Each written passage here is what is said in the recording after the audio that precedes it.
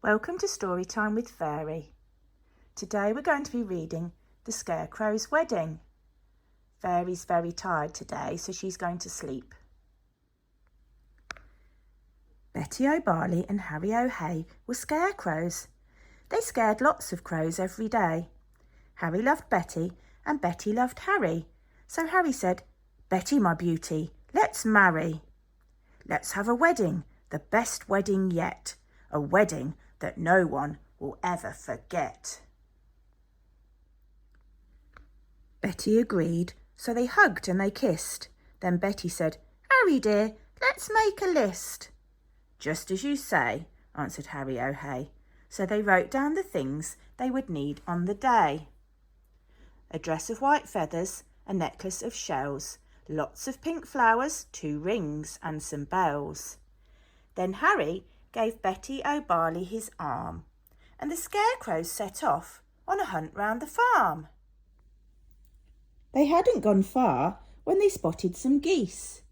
"Oh, geese, if you'll give us a feather apiece, you can come to our wedding, the best wedding yet, the wedding that no one will ever forget."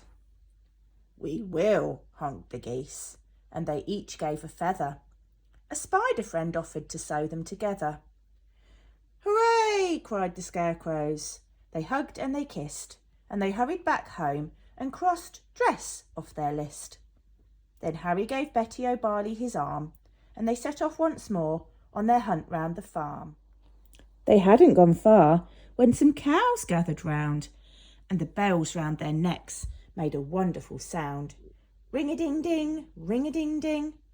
"Oh, cows, will you please come and make your bells ring for our wonderful wedding, the best wedding yet, the wedding that no one will ever forget?" "Yes," mooed the cows, "we can tinkle our bells." Then a crab scuttled up with a necklace of shells. Some mice found 2 rings in a bin. They were certain the rings had belonged to an old farmhouse curtain. "Hooray!" cried the scarecrows. They hugged and they kissed. "Pink flowers are the only things left on our list." Then Harry said, "Betty dear, I can find those. Why don't I pick some while you have a doze?" Pink flowers, buzzed a big stripy bee. "I can find you a field of pink flowers. Follow me." So the bee led the way, and they travelled for hours till they came to a field full of pretty pink flowers. Harry stood thinking, "I won't pick them yet. I'll need to find water to keep their stalks wet." "Just follow me," croaked a lumpy old toad. "There's a lovely wet pool at the top of this road." They climbed up the road. It was terribly steep. "I'm tired," said the toad. So they stopped for a sleep. Early next morning they came to the pool. "This water," said Harry, "is beautifully cool, but now I need something to carry it in, a jug or a vase or a cup or a tin." "I think I can help," said a small squirrely snail.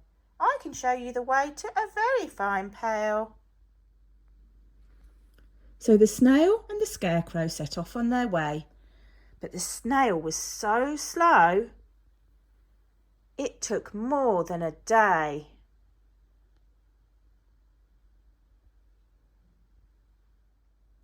Betty was worried. "What's happened to Harry? Where is the scarecrow I'm planning to marry?" The farmer came by with a frown on his face, and he made a new scarecrow to take Harry's place. "Good day," said the scarecrow. "I'm Reginald Rake." He took Betty's hand and he gave it a shake. "Together," he told her, "we make a fine pair. You're really quite pretty, apart from your hair." Then he jumped in the tractor and told her, "Hop in. I'm a really fast driver. Let's go for a spin." But Betty said, "No, I must wait here for Harry. He is the scarecrow I'm going to marry. We're planning our wedding, the best wedding yet, the wedding that no one will ever forget. Reginald laughed. You'll be waiting forever. Forget about Harry. I bet he's not clever. I must be the cleverest scarecrow alive. I can sing lots of songs. I can dance. I can drive. I'm dashing. I'm daring. I'm cool as can be. I can even blow smoke rings. Just watch me and see. And he took out a big fat cigar from a packet the farmer had foolishly left in his jacket. But smoking is bad for you, Betty exclaimed. Really, you ought to be feeling ashamed. Don't be a fusspot, said Reginald Rake. My smoke rings are staggering, make no mistake. He struck up a light and he tried hard to smoke, but straight away started to splutter and choke. What happened next was completely unplanned. The lighted cigar tumbled out of his hand. It fell to the ground and it started a fire. Betty screamed, "Help!" as the flames flickered higher. But Reginald Rake said, "I'd better be off," and he bounded away with a terrible cough. Then suddenly, who should appear on the farm but Harry O'Hay with a pail on his arm. "Betty!" cried Harry, "my own future wife!" He poured on the water and saved Betty's life. Then they picked up the flowers, they hugged and they kissed. And they said, "Now that's everything crossed off the list."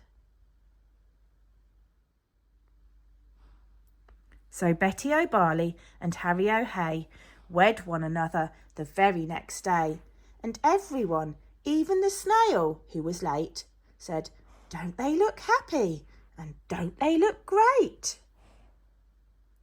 This, they agreed, as they sprinkled confetti on Harry O'Hay and his beautiful Betty, is the best wedding ever, the best wedding yet, the wedding that no one will ever forget.